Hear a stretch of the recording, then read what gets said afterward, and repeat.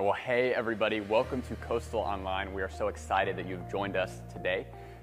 We would love to connect with you, and there's three ways that we can connect with you. The first way is if you go to discovercoastal.org, that's our website. You can fill out the online connect card there. You can also find that form on our app, just the Discover Coastal app. And you can also fill that out using the link in the description. And again, we would just love to connect with you in any of those three ways. This is also the best way to let us know of any prayer requests that you might have. We've got a prayer team who would just love to be praying for you, whatever it is. And so you can, again, fill out that online connect card and give us your prayer request that way. But again, we're so excited that you've joined us today. Let's prepare our hearts for this message.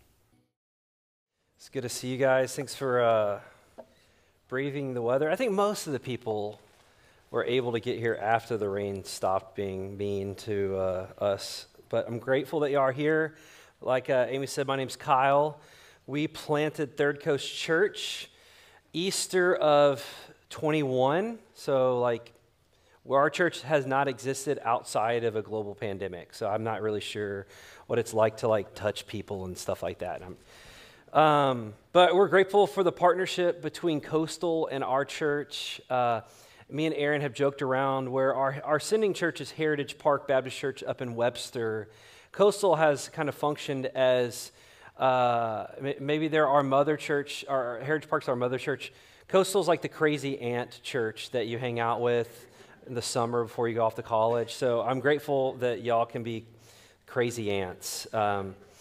But I'm very excited about what God is going to, what He's been speaking to me about, speaking to our church about, and really inviting you guys into this process. Because I believe that words create worlds. And my world was shaped as a kid with sharp edges that I learned to protect myself from the sharp words that I grew up hearing in my house. And I ended up doing two things. I learned to fight back by using even sharper words. And two, I sought approval through my words in the form of jokes. And everything that I remember in my childhood was kind of shaped around that. And as I've spent time reflecting on this, I survived that season of my life. But I was nowhere near thriving. Maybe from the outsider's perspective looking in, they would say, hey, he did a good job navigating that. But deep inside the center of my heart, reflecting on that, I realized that I just found myself running to anyone that would laugh at me while keeping everyone still at arm's length so that they could not get close enough to hurt me. You guys, anyone has ever experienced that understands. And everything for me was on the table for the sake of the joke, of the laugh. And the more I made people laugh, I realized that the best jokes came from the most painful places in my own life. And also, unfortunately, the most painful places in other people's lives. And I would do anything it took to make people laugh. And so sometimes that meant hurting the people that I care about the most in order to get people that I don't really even care about to laugh at me.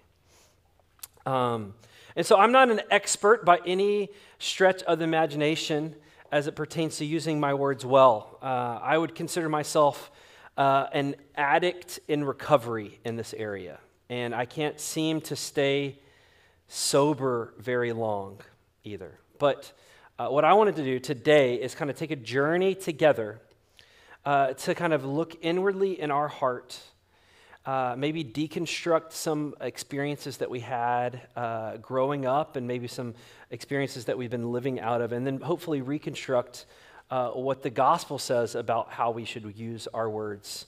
And so we're going to take this journey together. But what I want to do first is just take a second. It's been a weird morning. And so just close your eyes with me, if you will. I want you to just take one just really big breath. And I just want you to ask God here in this moment, God, speak to me today. Help me to hear what I need to hear.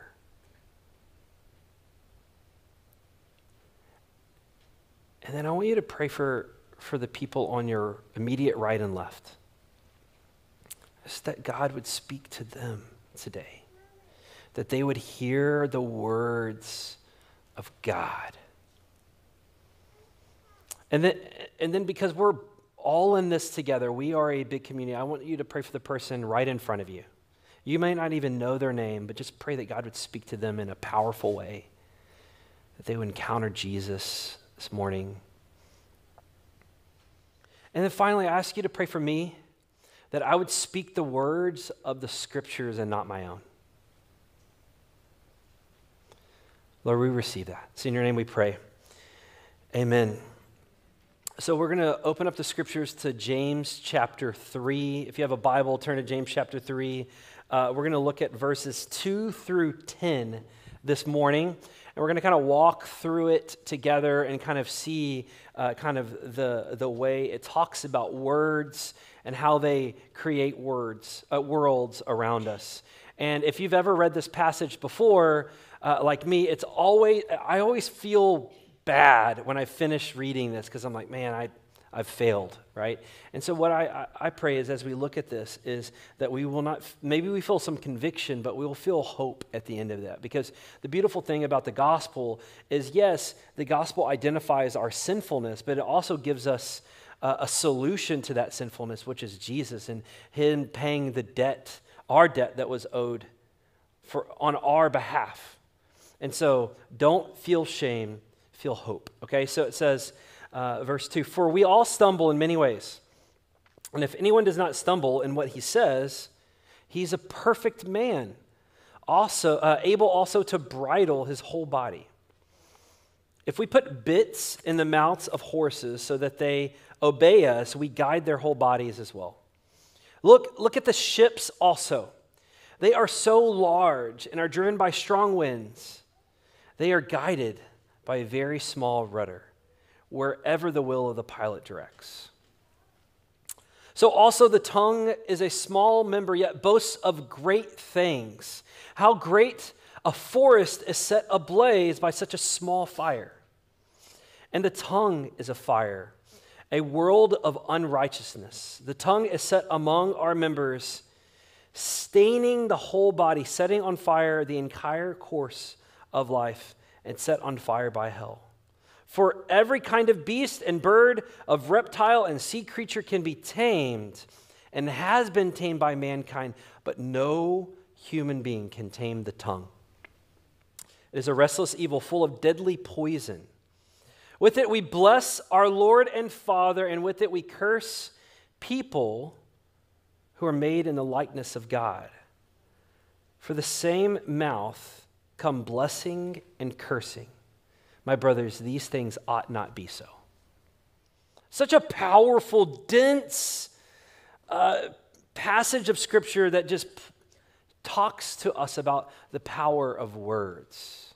You've heard the phrase, sticks and stones can break my bones, but words can never hurt me. That's the biggest lie that we could ever teach our kids. Please don't teach them that. Words hurt more than sticks and stones, right? They leave scars that will last well longer than any bruise or break that you might have on your body. Words create worlds. And I want us to look through this passage and see what James is talking about here. First, in verse 3, it talks about the power to lead. It says, it talks about horses having bits in their mouths. And this is the idea, if you'd go back to that, there we go. It has this idea of power that is restrained, right? A bit in the house, a bit in the mouth of this animal that is far stronger, far larger than any man. But we can direct that power. We can restrain that power and guide that power for our benefit.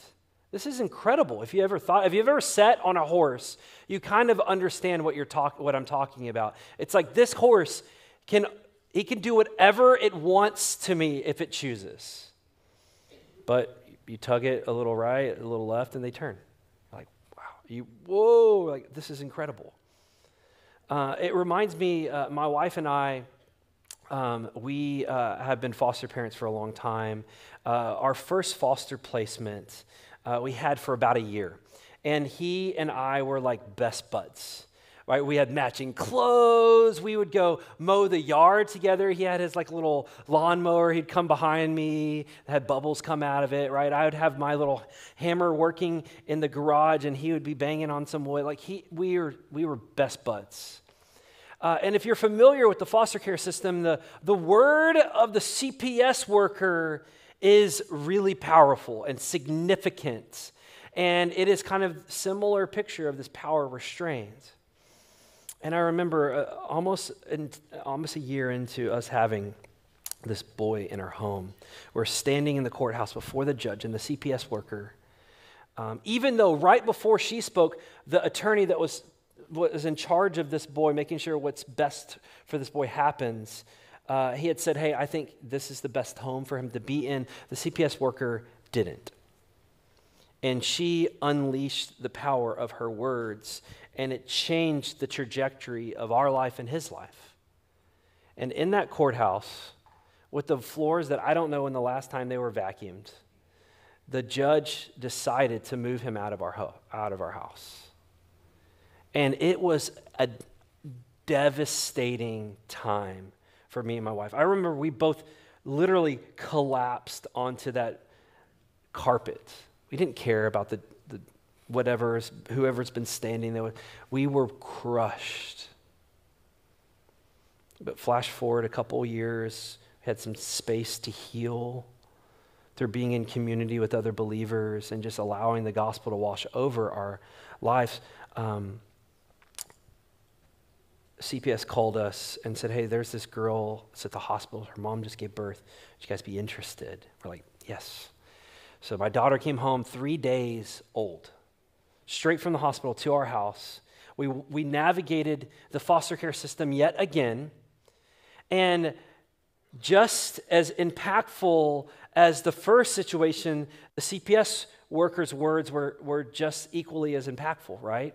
But she bridled them, just like we would bridle this horse. She stood in front of the judge in that same courthouse, and she didn't have to tell the judge that we weren't perfect parents, because no one's a perfect parent. We have flaws, we have insecurities that we're working out of. There's times where we will fail her as in our parenting, but the CPS worker didn't focus on all of that. She restrained her words and told this judge that she believes that this girl should grow up at our house. And in the same courthouse where this terrible thing happened to us and we fell and collapsed on the ground, a judge said that this girl is now our daughter forever. It was an incredible moment. We had like 100 people in the courthouse cheering for us. It was such incredible. That is the picture of bridled tongue. Proverbs 15:28 says, the heart of the godly think carefully before speaking. And then James continues on and he talks about the power that moves. It's like the ship's rudder in verse 4. It's moved by this incredible wind, this powerful wind, but yet this small little rudder can direct it wherever it goes. So in our neighborhood, we planted our church in Lagomar, which if you've gone to the Buc-ee's that's closest to here, you know where Lagomar is. And the majority of the people in our church live in our neighborhood. They drive their golf carts, they ride their bikes. Maybe not this morning, but other mornings they do those kinds of things. They come to our church that way. And one morning, one of the guys in our neighborhood who goes to our church, it's in our small group, was jogging around the neighborhood, and he came across this older man that was collapsed in his front yard. He just happened to be jogging by at that same time. This is a guy who teaches CPR as part of his profession. Literally 30 seconds later, another guy from our church who was late for work, just happened to be late for work, was driving by, saw what was happening, pulled over, and they began to assess the situation and begin to work on this man. And if you've ever been in a situation like that, you know that oftentimes there becomes like this crowd that people that are just kind of watching. Maybe they're well-wishers, maybe they're nosy neighbors, maybe a little bit of both, right? But in that moment, they were smart enough to use their words to move people. Can you call 911 and get an ambulance here as quickly as possible? Hey, you two, can y'all go look at the different clubhouses in the neighborhood and see if you can find an AED?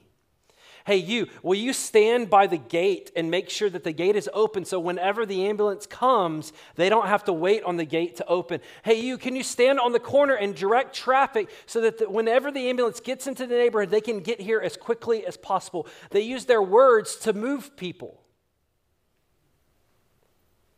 For 30 minutes, they did compressions, and then the ambulance showed up. They wheeled him away. We had no clue what was going to happen. And literally the next day, we're talking about it, we're praying about it within our different church house small groups. And one of the ladies that works at the hospital at Mainland, she said, hey, you are talking about this guy, Roger. He's at my hospital. I just saw him. He made it. And she said, if it wasn't for what those guys did in that moment, he would not be alive. His wife, who is sitting by his bedside right now, would be burying him. And it just shows you the power of words to move people. We can use our words for good to move people, to save lives. Proverbs 18:21 says, the tongue can bring death or life, and those who like to talk will reap the consequences. Words have the power to move. They also have the power to destroy. This power that multiplies like a forest fire in verse 5. Just a small little fire can set ablaze an entire forest. And it's not hard to like peruse the scriptures to see the power or what God thinks about gossip. It doesn't take like a master's in divinity to find out that the Bible is not excited that God is not excited when we gossip about other people. But sometimes that gossip is rooted in a prayer request. I'm just a guest speaker. I'm sorry. I apologize for that. So we live in this master plan community, and my wife and I moved into our little block. And we were one of the first houses built in our little section. And so there's always new people coming around, driving around, looking at their house getting built up and all that kind of stuff. And us and a couple of the neighbors are always trying to meet everyone, greeting them, saying hi to them. And I remember distinctly a couple of our neighbors were standing on the sidewalk talking, and they're like, hey, did you hear the guy that's building the house behind me? He's a rapper. And I was like, really? That's exciting. What's his name? They're like, oh, I don't know his name. I haven't met him. I said, oh, how do you know he's a rapper? Oh, well, so-and-so told me he was a rapper. Okay. And then like a couple days later, I saw another guy. He's like, hey, did you hear the guy that's building behind this? He's a rapper. No, I heard, but I haven't met him. Do you know? Like, please tell me he's like a 90s hip hop rapper. Like that would be the best possible scenario for me. And a couple more people said, hey, he's a rapper. I was like, oh, cool. And there has been this guy that has long dreads and drives a Maserati, kind of been driving around the block. So we're like, I mean, rappers drive Maseratis, right? I don't know. I don't drive a Maserati, but I'm not a rapper. So maybe, and I'm walking around one day, and there's a lady parked, her car's parked in front of this house, and she's taking pictures. And I'm like, this might be them. And so I get it. I walk up, hey, ma'am, how are you? Is this your house? She's like, oh, yeah, I'm taking some pictures. We're closing in a couple weeks. Oh, awesome. My name's Kyle. I live right around the corner. We have the same floor plan, so if you have any questions, I'd love to help you out. Love to introduce you to the other neighbors. Hey, by chance, what does your husband do? And she's like, well, he's an operator at the plants. Does he have like a side hustle of anything? She's like, what are you talking about? It's like, does he happen to rap? I'm not making this up. She like bent over laughing. She's just like, ha, ha, ha. And I didn't realize that she was on the phone with her husband at the time. listen to what these folks think that you are a rapper. You wish. And I'm like, okay, thank you very much. I'll see y'all later. You know? But it was just this like insignificant comment, throwaway comment, because sometimes people start rumors without even knowing it because they want to have something to say or they want to feel needed or important. Because words have power, don't they? And now this was pretty minor. No one's going to interact with him any differently because they thought he might have been a rapper, but what if it was something else? It could have stained him before he even moved into our neighborhood. Words have power to destroy. Proverbs 17:28 says, even a fool who keeps silent is considered wise. I hate that verse. Because I'm the fool that doesn't keep silent. Open up my mouth and show everyone who I really am. And then I want you to lastly look at verse 9 and how the power to destroy has the power to shape lives. Out of the same mouth, we bless God and then we curse his creation. I told you earlier that growing up, my world was shaped by sharp edges that were given to me by sharp words. Most of those came from my stepdad. We didn't have a great relationship, and really the majority of what I can remember from my childhood were him telling me that I was never good enough, that I never was going to have what it took. Occasionally he would say, hey, you're going to end up just like your dad in prison, addicted to drugs. And I was a good kid, but I could never be good enough. He was always saying these things to me and just belittling me and pressing me down and pressing me down. And I remember I was probably in 10th grade. My mom's doing her makeup in the mirror in their bedroom, and I was talking to her, and she's like, hey, Kyle, you know, the other day we were at our friend's house, and your stepdad, he just could not stop talking and bragging about how great of a person you are and how you've turned into this wonderful man. And I remember distinctly thinking to myself, not once has he said anything like that in my presence, to my face. Quite the opposite. Anytime I'm around, there's no way that I could do something right. My world was shaped that way.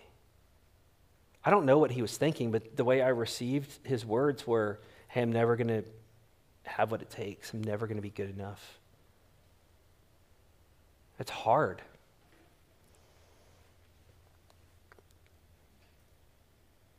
Proverbs 15:4 says, gentle words bring life and health, but a deceitful tongue crushes the spirit. And then 26:18 and 19 says, just like a madman shooting deadly weapons is someone who lies and then says, I was only joking. He may have thought, I'm just kidding. I'm just messing with them. I was only joking. The Bible calls him a madman, throwing with a deadly weapon, shooting fiery arrows at my heart. I was just joking. I was just making people laugh at my expense. Because words leave invisible marks that turn into visible ways people show up in the world. They do. And no one can completely tame the tongue. Absolutely, I agree. But through the power of the Spirit and some spiritual practices, we can learn to disrupt our autopilot response that was formed out of these woundings and begin to responding with words that can build healthy worlds around us. And so I want you to think, where have words hurt you? I want you to really think, you ask God to speak to you today, and this is our opportunity to hear the scriptures and then to press it down into our heart. Where have words hurt you?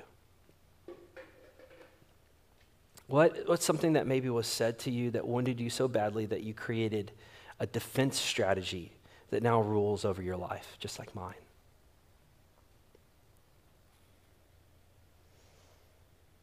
And then what word do you need to hear from God today that can help you start to heal? Because you guys all look like you have it together, just like I did. But I didn't realize how wounded I really was. Maybe you need to hear that you're a beloved child of God.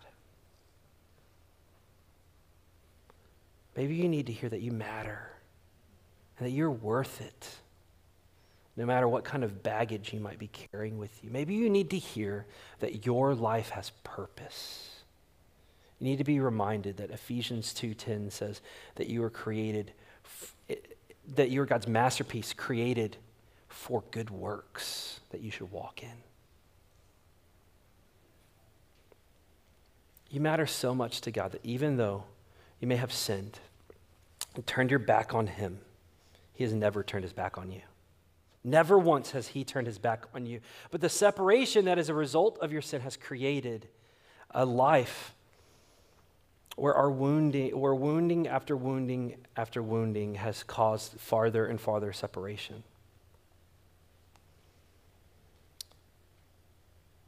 But it's healed through the sacrifice of Jesus. It's healed through the sacrifice of Jesus, and all he is asking you to do is surrender your life to him. It's to stop trying to heal the scars that are on your heart and allow Jesus' scarred hands to heal the scars that are on your heart, to make you new. And what happens when you do that, when you surrender your life to him, he gives you purpose. Ephesians 2:10, purpose, and you are sent back into the world to change it. So I want to do an exercise with you. We're going to come and play a little keyboard action just to keep our minds focused. But I want you to close your eyes again. I know that's weird. Just close your eyes because it's the easiest way for us to eliminate the distractions that are happening around us. Close your eyes. Take another deep breath. Kind of slow your heart rate down. And I want you to picture Jesus walking into this room right now.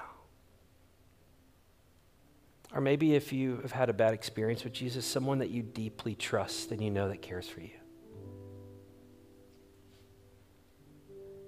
And Jesus comes into this room and he sees you.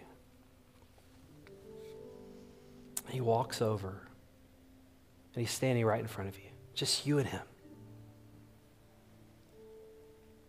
And you notice him looking at your forehead.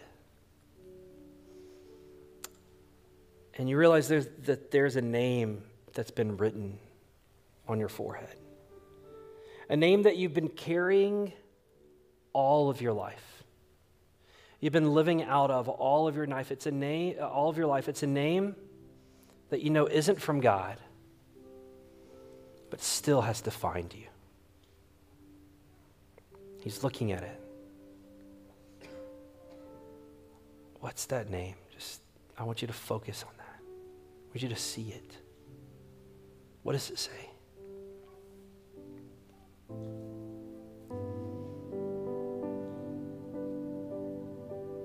What does it say?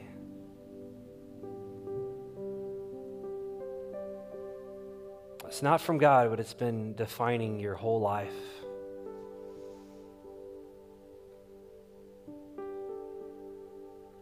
So then Jesus picks his hand up. And they're still bleeding from what he's done for us on the cross, his sacrifice on our behalf. And he puts his hand up to your forehead. And he begins to wipe that word away. His scars are healing this word that you've been living out of, and he wipes it away. And with his finger, he begins to write a new name on your forehead, a name that is from him, that is rooted in the truth that you are a beloved child of God, that he came for you in the midst of your sinfulness and loves you deeply and has given you a purpose for your life. He begins to write a name on your forehead. look, what is the name? What is the new name?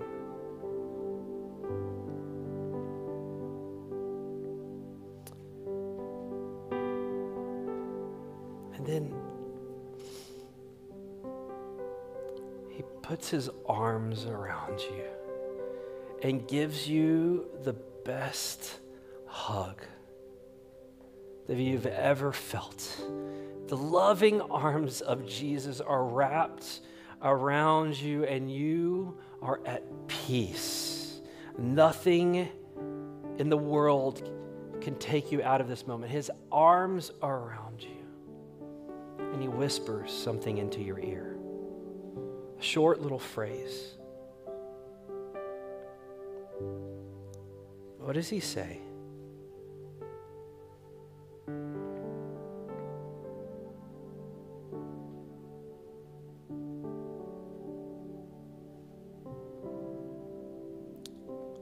My challenge for you is to begin to live out of those words from Jesus, not the words that some person said.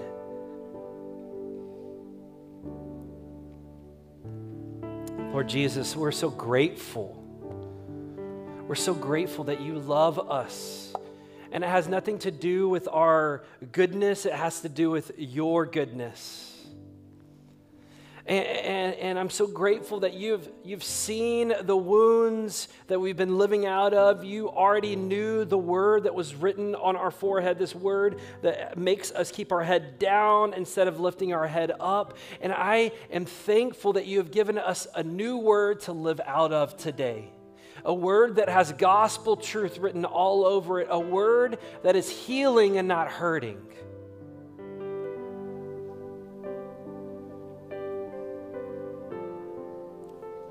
So help us to remember that word.